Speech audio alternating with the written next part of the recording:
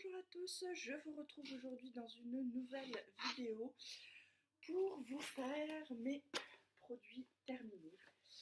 Voilà, puisque le sac est, comme vous le voyez, déjà bien plein, donc on va commencer. Le premier produit que je sors, c'est un gel douche Sanex 0%. Il était très bien. Sanex, c'est une marque vers laquelle je me retourne assez souvent. J'ai absolument rien à lui reprocher, c'est très doux pour la peau, j'ai pas de souci avec ça. Gel douche précédent qui était la crème de douche sensitive de chez Sienne, donc de la marque Lidl. J'ai bien aimé son odeur, ça moussait pas énormément par contre, mais bon, je suis pas très portée mousse, mais il y a des limites quand même. Il était bien, ma foi, si je passe par là que j'ai besoin d'un gel douche, je reprendrai celui-là, mais il y a mieux. Dans les mêmes gammes de prix, il y a mieux.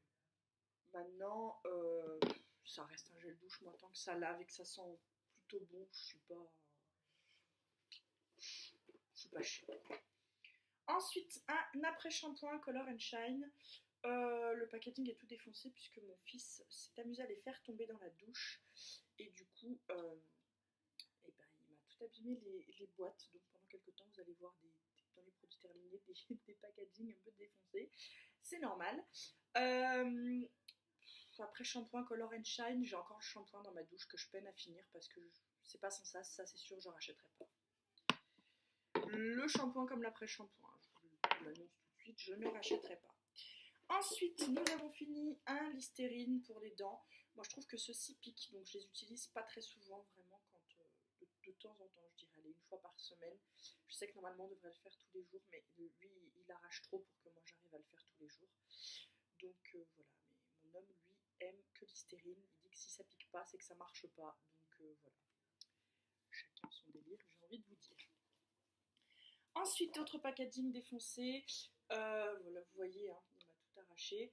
200 shampoing concentré nutrition, c'est un après-shampoing que j'adore c'est un shampoing dont j'adore l'odeur, j'adore également l'après-shampoing. Bien évidemment, celui-ci, je rachèterai. L'odeur reste dans les cheveux, en plus c'est un vrai plaisir. Ensuite, produit pour le visage, vous voyez, il reste un fond dégueulasse sur le côté. J'ai bien aimé ce produit, enfin c'est un nettoyant tout à fait classique, j'ai pas de problème avec. En revanche, j'ai un gros problème avec le packaging. Vous voyez l'intérieur, la couleur qu'il a pris. C'est-à-dire qu'arrivé, il restait un quart du produit et le packaging a commencé à prendre cette couleur absolument marron monde là dans le truc. Vous voyez là. Ça donne plus du tout envie d'utiliser le produit, on se dit qu'il a moisi quoi. Donc ouais, non, flop pour ça quoi, c'est gros flop. Pour le packaging, un flop. Bien que normalement j'adore les flacons pompes, mais bon, les Neutrogena, on n'arrive jamais à prendre le fond. Le produit en lui-même était bien, j'ai pas eu à m'en plaindre jusqu'au moment où le packaging a commencé à faire des trucs bizarres quoi. Ensuite, j'ai fini une crème contour des yeux que j'avais achetée à Action. Elle m'a duré très longtemps. Au moins une année, je dirais. J'ai dû commencer à l'utiliser l'année dernière à peu près à la même période. Donc voilà, c'était plutôt sympa. Il casse pas des briques, mais il était bien. Je peux être amenée à le racheter si je le retrouve dans mon Action, bien évidemment.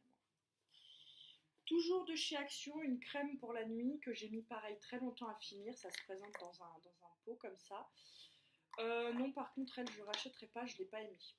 Son odeur est pas top, sa texture est pas géniale. J'ai l'impression qu'elle reste en surface, qu'elle rentre pas dans la peau, donc elle sert à rien. Ensuite, un masque pour les cheveux ultra doux.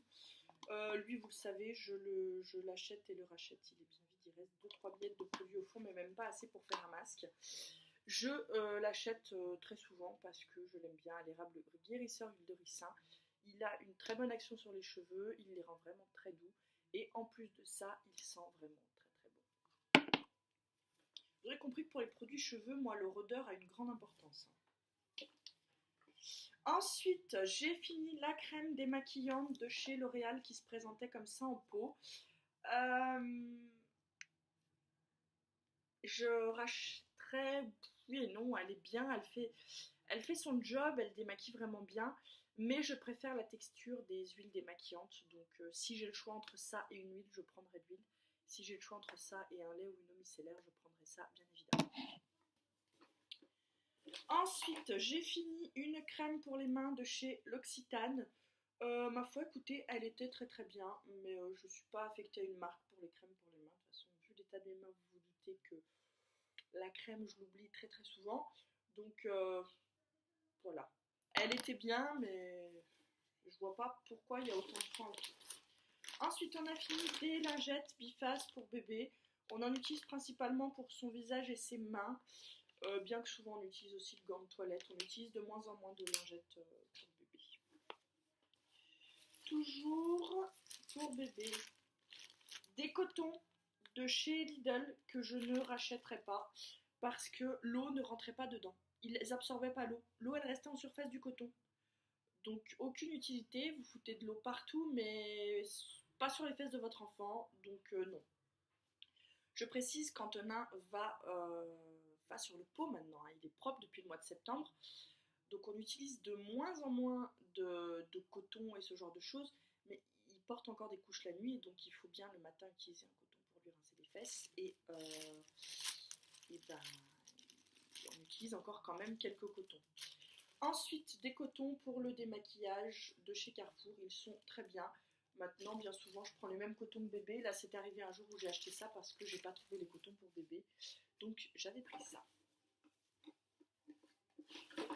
Toujours dans la gamme de coton, des Lotus Baby Sensitive. C'est pareil, ça j'avais acheté ça parce que j'avais pas dû trouver autre chose en magasin. Ma foi, ils sont bien, mais un peu chers pour ce qu'ils font, quoi. Ensuite, un shampoing, le petit Marseillais, non, le petit Olivier, excusez-moi, au myrtille et gel rose. J'ai un gros doute sur le fait que je vous ai pas déjà présenté le fond de ce sac. Mais un gros. Bref, toujours est-il que voilà, ce shampoing, je l'avais bien aimé, mais sans plus. Ensuite, L'Oréal Elseve Color.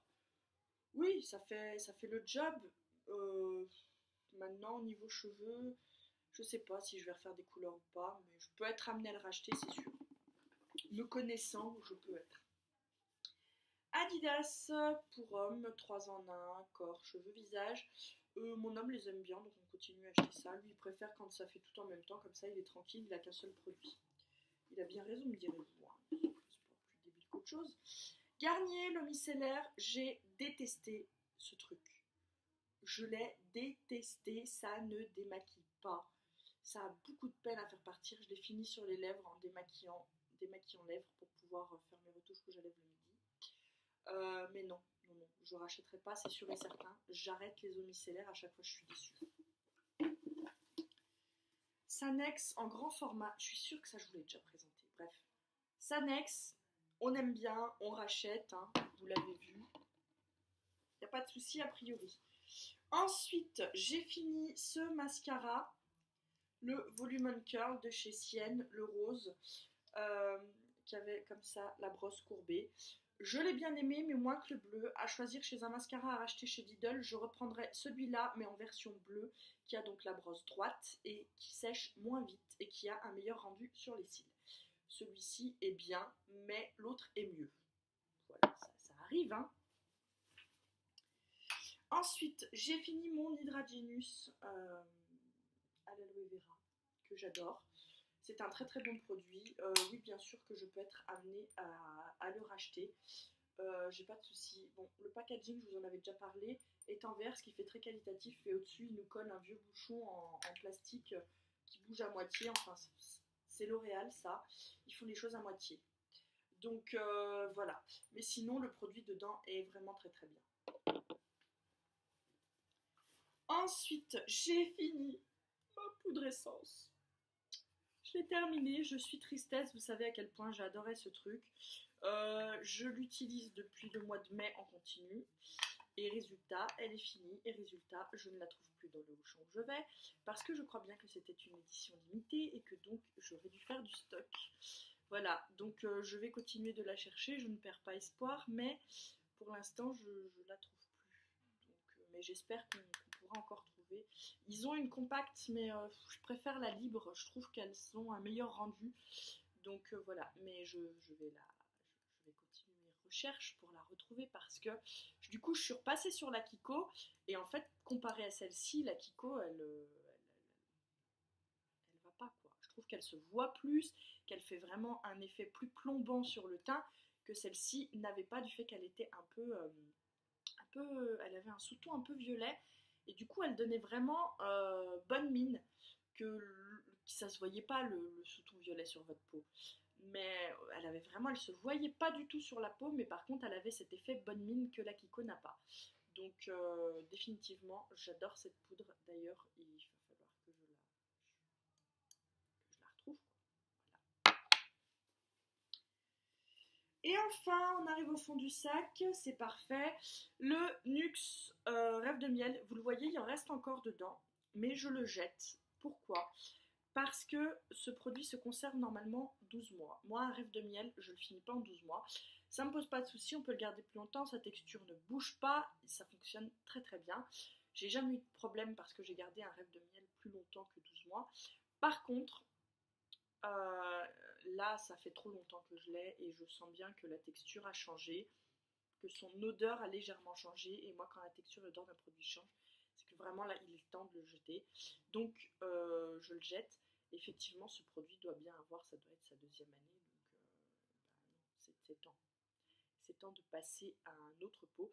Celui qui le remplace en ce moment, c'est un Aven en stick.